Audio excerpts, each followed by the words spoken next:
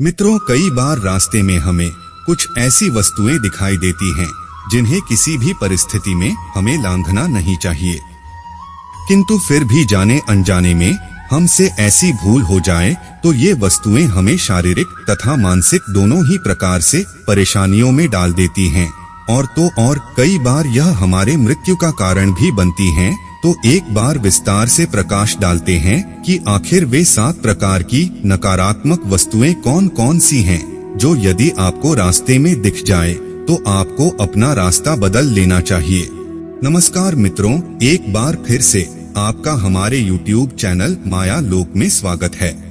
मित्रों, कभी कभी हमें रास्ते में किसी के स्नान करने के बाद फैला हुआ पानी दिखाई देता है। वैसे कहने को तो सिर्फ गंदा पानी है और उससे ज्यादा कुछ नहीं। आप चाहे तो इसे लांघ कर भी जा सकते हैं, लेकिन विष्णु पुराण के अनुसार यह मात्र गंदा पानी नहीं अपितु इससे भी कहीं अधिक बढ़कर है।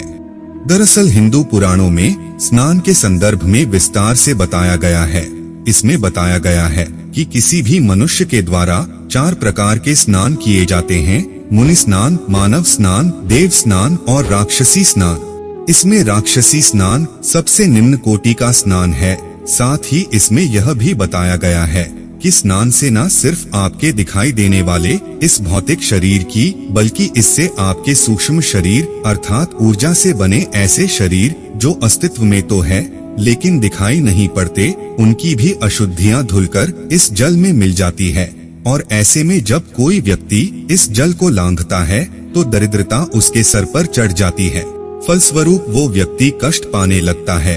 इसलिए मित्रों, भलाई इसी में है कि यदि कहीं आपको ऐसा पानी दिखे तो आप इसे लांघने से बचिएगा। अब बात करते हैं दूसरी प्रकार की अशुद्धि की। मित्रों, कई बार रोड पर हमें मृत प्राणियों की अस्थियां दिखाई पड़ती है।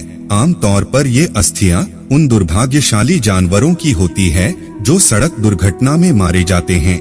इन शवों के संदर्भ में विष्णु पुराण कहता है कि किसी भी मनुष्य को कभी भूल कर भी उन अस्थियों को ना तो लांघना चाहिए और ना ही कभी बहुत इनके करीब से गुजरना चाहिए।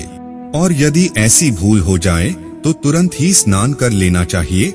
और इसका कारण आपको पता ही है, क्योंकि हिंदू शास्त्रों में बताया गया है कि शव अथवा शव के अवशेष जैसे अस्थियां इत्यादि के आसपास नकारात्मक शक्तियों का वास होता है, फिर चाहे वह शव किसी जानवर का ही क्यों ना हो।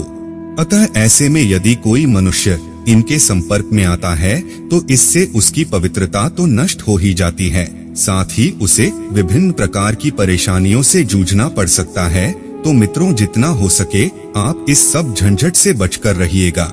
अब बात करते हैं तीसरी अशुभ वस्तु की, जो कुछ और नहीं बल्कि बाल है। मित्रों, कहने को तो बाल बड़ी साधारण सी चीज है, लेकिन हिंदू धर्म में बालों को बड़ा ही अशुभ माना जाता है।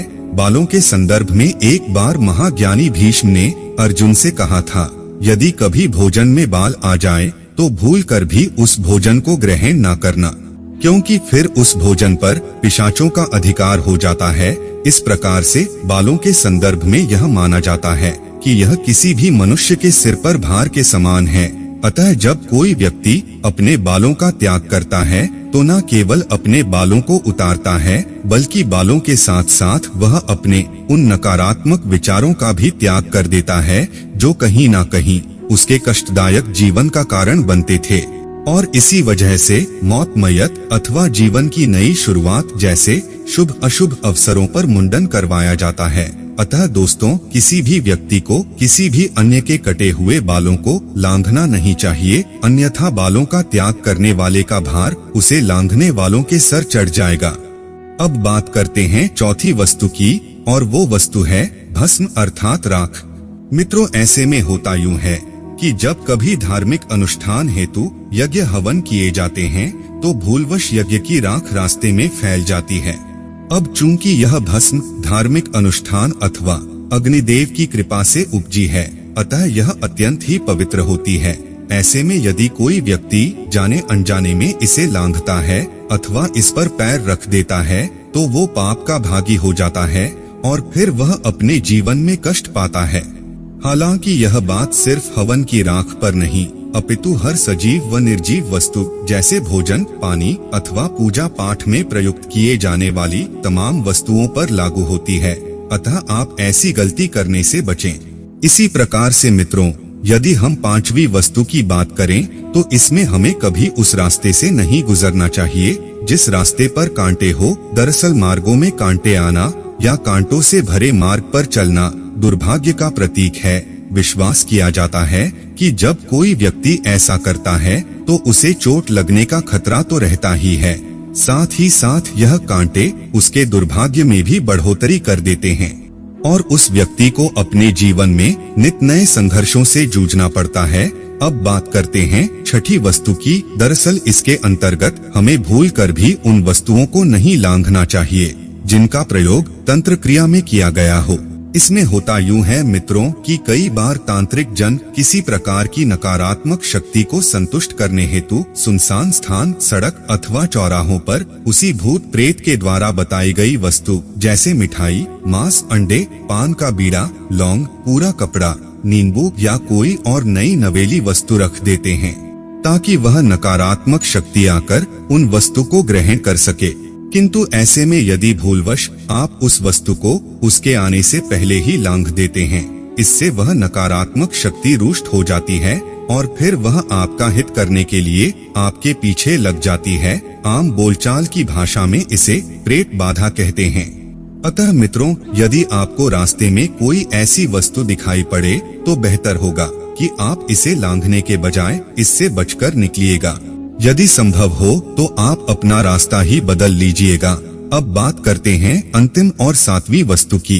असल में मित्रों, यह वस्तुएं नहीं अपितु वह गंदगी है जिन्हें हम में से ही कुछ मूर्ख लोग करते हैं, जैसे मल मूत्र, थूक, मेले कुचैले कपड़े, टूटे हुए बालों के गुच्छे इत्यादि तमाम ऐसी प्रकार की गंदगी है जिन्हें कुछ लोग बिना सोचे विचारे यहाँ वहाँ फैला देते हैं।